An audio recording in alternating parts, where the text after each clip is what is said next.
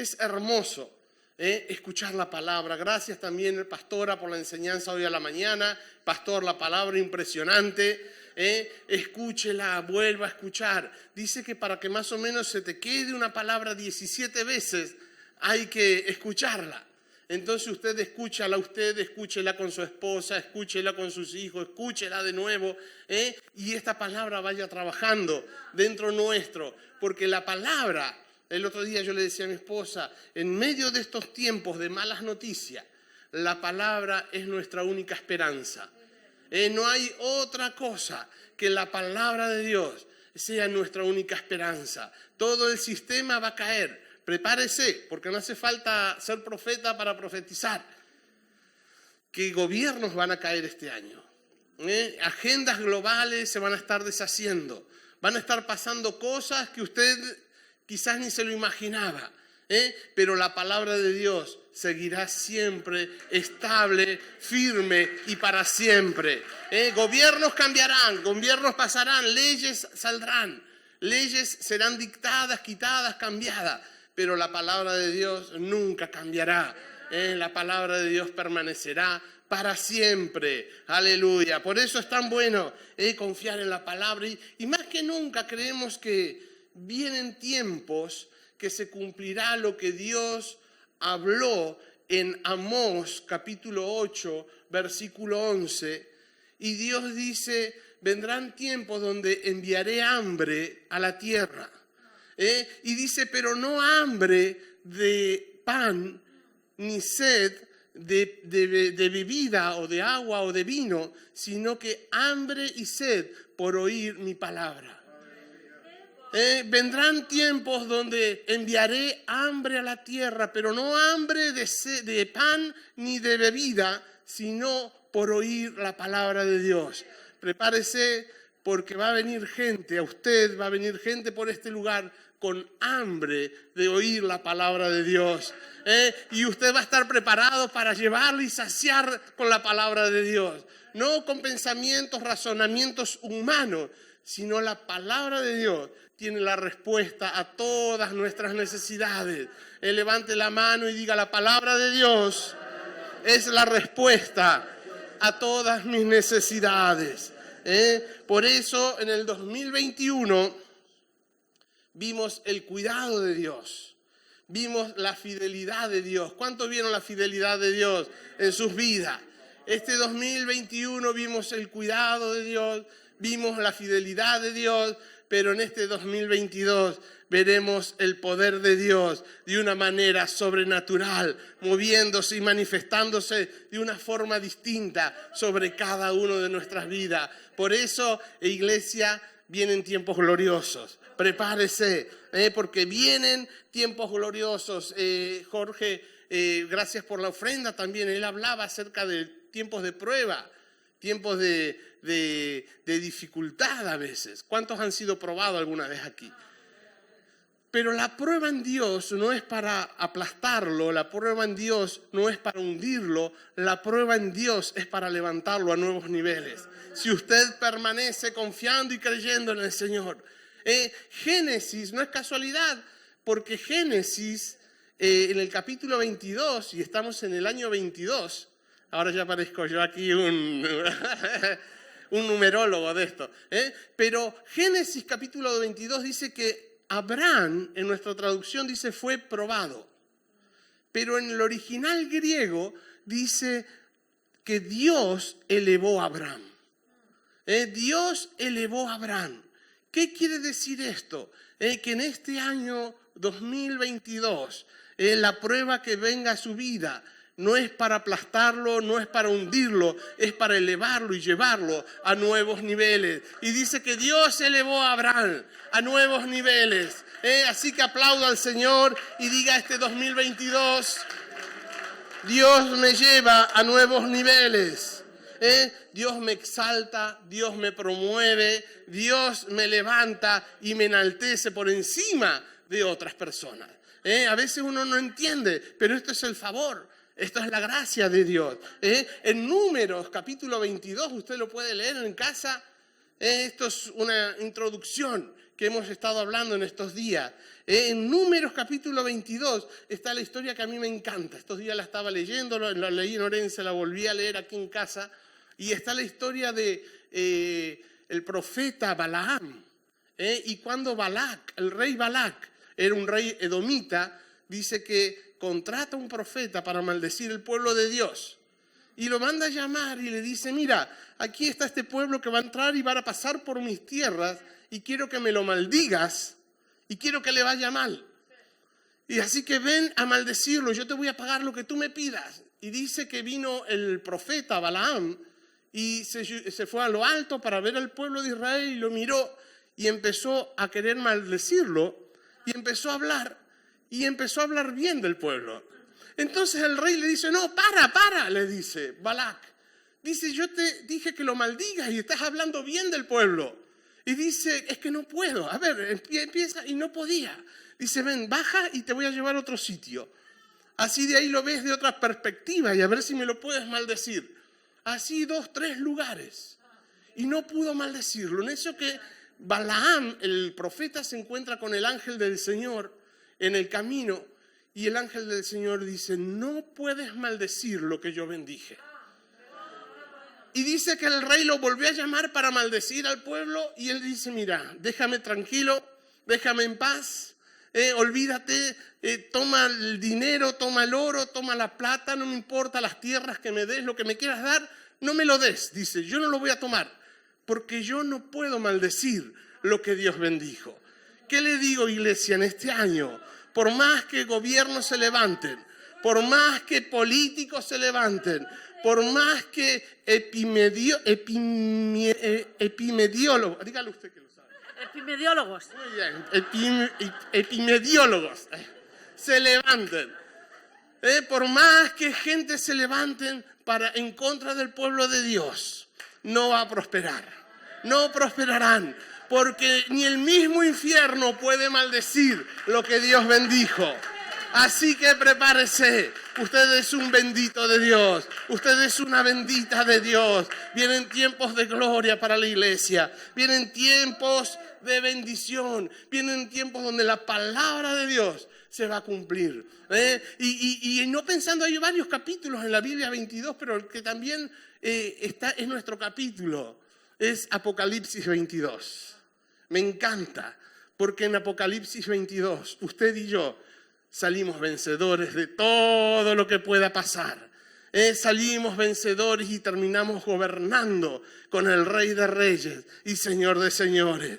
Así que prepárese, porque vienen tiempos de gloria para su iglesia, vienen tiempos de gloria para esta casa, vienen tiempos de gloria para su vida, para su familia, para sus hijos, para su economía, su trabajo, su empresa, para su salud. Usted, cosas que ojo no vio, ni oído yo, son las que Dios tiene preparado para su pueblo. Y usted, ¿cuántos hay pueblo de Dios aquí? Levante la mano los que están en casa, los que están aquí, prepárese. Y vamos a ir a la palabra. Hoy la palabra le he titulado, Él lo hará otra vez. Él lo hará otra vez. Y en este versículo, cuando estaba preparando esto, Dios me dijo, dile a mi pueblo que yo lo voy a hacer otra vez. ¿Cuántos recibieron algún milagro alguna vez? ¿Cuántos vieron la mano de Dios moverse, recibir un milagro? Pues hoy Dios le dice, yo lo voy a hacer otra vez. Yo lo voy a hacer otra vez. Por eso es tan hermoso saber que Dios es un Dios poderoso. Fue poderoso, es poderoso y seguirá siendo poderoso. Y hoy la pastora en la ofrenda tocó acerca de este pasaje que voy a comenzar hoy. Y es cuando Jesús se encuentra con los discípulos. Bueno, no eran discípulos, dice que Jesús estaba enseñando. Miren, Lucas capítulo 5. No sé si lo tienen ahí. Lucas capítulo 5, pero dice que Jesús estaba enseñando. ¿Y se acuerdan de la pesca milagrosa? Que dice que Jesús aún no tenía a los discípulos y dice que él estaba ahí enseñando, estaba predicando. Y de repente Pedro dice que la otra vez estuvimos hablando de esto, cuando hablamos acerca del corazón y el temperamento. Y dice que Pedro había tenido una noche muy mala porque no pescó nada. Llevaron toda la noche pescando y no pescaron nada. Y dice que volvieron y estaban limpiando las redes, y en eso que Jesús empezó a predicar. Y dice que empezaron a escuchar. Pedro empezó a mirar a Jesús, a escuchar, y dejó las redes, y dice que les llamó la atención la palabra, el mensaje, y se olvidó de las redes, de la noche que había tenido. Yo me imagino a los trabajadores esperando a que Pedro le pagara el jornal, y esperando ahí a ver cuándo. Y Pedro le dice, ¿qué estás buscando? ¿Qué quieres? El jornal. Dice, si no sacamos nada, ¿qué quieres que te dé? Estaba depresivo Pedro, estaba congestionado, estaba depresivo, estaba desesperado porque no tenía con qué pagarle. Y entonces Pedro dice, ahora no me molestes, déjame que estoy escuchando. Y escuchó 1, 2, 3, 4 horas al maestro. De repente Jesús le dice, Pedro, la gente lo se agolpaba y no podía, y dice que lo vio y le dice, ¿puedo subir a tu barca y predicar? Y él, sin conocerlo, dice, sí, sube. Se subió, la apartaron un poquitito y dice que Jesús enseñaba desde la barca. Entonces yo digo, Señor, ¿por qué tú haces las cosas distinto a lo que yo haría las cosas? Y yo después me dije, no, porque Él es Dios, ¿no? Si usted sabía que hay poder en usted, que usted tiene el mismo poder que Jesús, y lo tenemos como iglesia, pero que usted puede hacer milagros. Usted, para llamar la atención de la gente, yo digo, yo primero hubiese hecho un milagro, todos dicen, wow, qué impresionante, vamos a prestarle atención. Pero Jesús fue al revés. Predicó 3, 4 horas la palabra de Dios y después lo llevó mar adentro. Yo digo, Señor, ¿por qué no lo llevaste primero mar adentro, milagro, y después le enseñas la palabra? Y escuché y me dijo, porque la palabra te prepara para el milagro. La palabra te prepara para el milagro. Iglesia, honremos la palabra. Porque la palabra nos prepara para recibir lo que Dios tiene para cada uno de nosotros. Este 2022 tenemos que honrar la palabra, tenemos que amar la palabra, tenemos que oír la palabra, tenemos que guardar la palabra, así como de los hombres, de las personas que Dios ha puesto, los padres de la casa, el liderazgo. Porque esto nos va a hacer que nosotros recibamos el milagro que cada uno necesita. Entonces dice que Pedro estuvo escuchando la palabra, 1, 2, 3, 4 horas, cuando Jesús le dijo, vos a mar adentro. Entonces partieron y Jesús le dice, echen la red. Y Jesús dice que los discípulos, Pedro le dijo, Señor, no es tiempo, no es la hora, no es el momento, pero de acuerdo a tu palabra, yo voy a echar la red. Y dice, usted conoce la historia, dice que eran tanta la cantidad de peces que la barca se hundía, tuvieron que pedir ayuda, llamaron a otros, vinieron y la pesca fue sobrenatural. Esta es la historia. Y seguidamente vemos en Lucas capítulo 5, en Juan capítulo 21, dice que Jesús había muerto, Jesús había resucitado, se le presentó 2 veces a los discípulos, a María, después se le apareció a los discípulos una vez, luego a Tomás en el capítulo 20, versículo 24, pero en el capítulo 21 dice que estaba Pedro con los discípulos, algunos de los discípulos que estaban juntos, y dice que estaban desanimados, estaban decepcionados, estaban depresivos. Pedro estaba depresivo porque el maestro había muerto, se le había aparecido 2 veces, ya no se le aparecía el maestro. Entonces estaba desesperado, estaba depresivo, como aquella noche que no había pescado nada. Entonces dice que Pedro miró, no sé si tenemos la historia en Juan, capítulo 21, dice que miró a los discípulos y dice, ¿saben qué, muchachos? Me voy a pescar, dijo. Yo vuelvo a la mía, dijo, vuelvo a lo de antes. El maestro murió, el maestro se fue. Dice, menos mal que no vendí la barca, menos mal que no la puse en Wallapop. Menos mal que no, cuando no la vendí cuando me ofrecieron aquel dinero, la tengo ahí, yo me vuelvo a pescar. Y entonces dice que los discípulos que estaban con él dijeron, espera, no, nosotros nos vamos contigo. Nos vamos contigo. Y dice que subieron a la barca y de nuevo, mar adentro, 1 hora, 2 horas, 3 horas, 4 horas. Dice, pero si esto, no entiendo, dice Pedro. Pescar es como andar en bicicleta. Una vez que aprendes es lo mismo. Y yo tiro la red y no saco nada. Tiro la red y no saco nada. Tiro la red, los discípulos ya. Pedro, vámonos para casa. Ya es tarde. Y dice, no, algo tiene que haber. Tiro nada. De repente escuchan una voz que dice, hijitos, desde afuera. Y entonces prestan atención.